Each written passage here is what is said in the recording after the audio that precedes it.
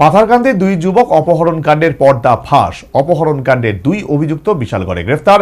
ধৃতরা সোনামুড়ার বাসিন্দা মানিক মিয়া এবং রিপন মিয়া। রোমহর্ষক ঘটনা।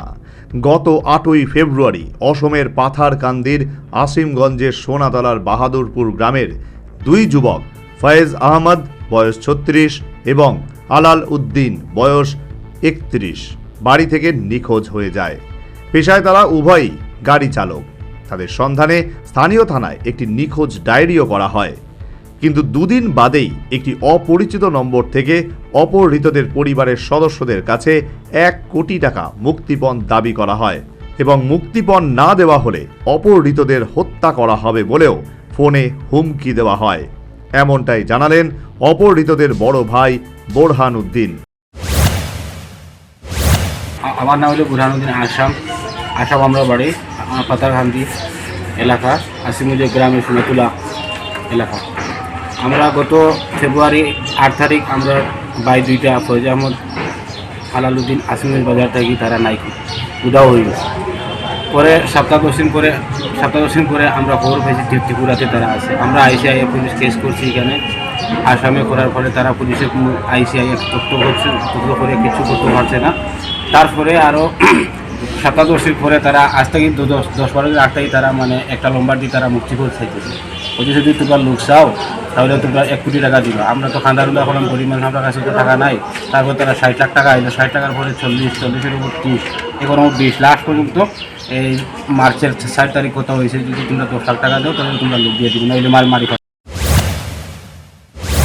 বৃহস্পতিবার রাতে বিশালগড়ে মুক্তিপণ নিতে এসে গাড়ি সহ পুলিশের হাতে ধরা পড়ে গেল দুই অপহরণকারী মানিক মিয়া এবং রিপন মিয়া।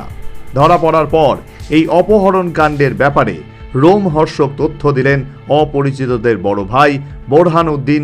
কার্যত মুক্তিপণের টাকা দিতে বৃহস্পতিবার তারা বিশালগড়ে আসেন।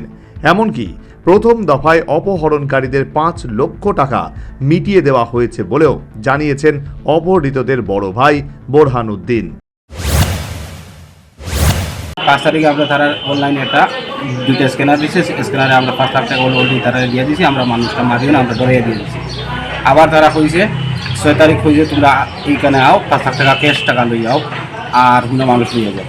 আমরা গরিব মানুষ কই পাইতাম, আমরা 5 লাখ টাকা যখন আমরা লইয়া এটা আইয়া কালকে বিশালগড় আমরা এসপি লোকে আমরা কথাবার্তা করছি, সব কিছু বাঁধি। আরও মিডিয়ার লোক ছিল, তারা লোকের ইয়ের সঙ্গে গিয়ে পুলিশে তারা হাতে নাতে যখন টাকা তারা মুক্তিপণ দিত তখন তারা মানে হাতে নাতে ধরছে, দরিয়া নিয়ে এখানে থানা পাইছে। এই অপহরণ কাণ্ডের মূল অভিযুক্ত সোনামুড়ার কালাপানিয়া গ্রামের বাসিন্দা আব্দুল কালাম। সরাসরি এমনই অভিযোগ করলেন বোরহান উদ্দিন।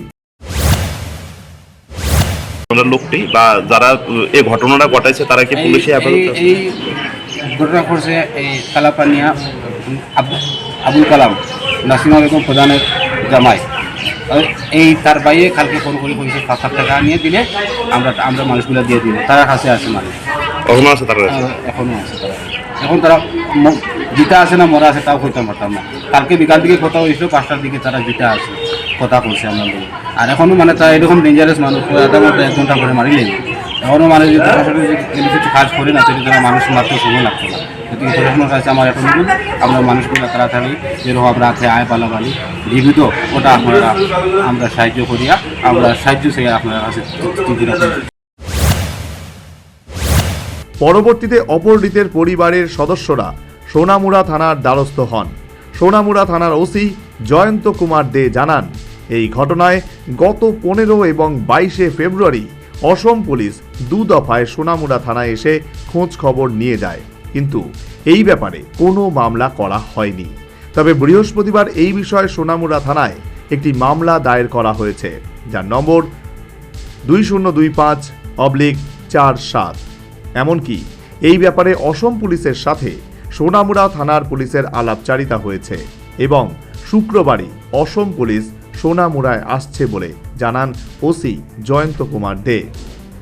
পাশাপাশি অপহৃতদের উদ্ধারের ব্যাপারে সোনামুড়া থানার তরফের পূর্ণাঙ্গ সহায়তা করা হবে বলেও আশ্বস্ত করেছেন জয়ন্ত কুমার দে।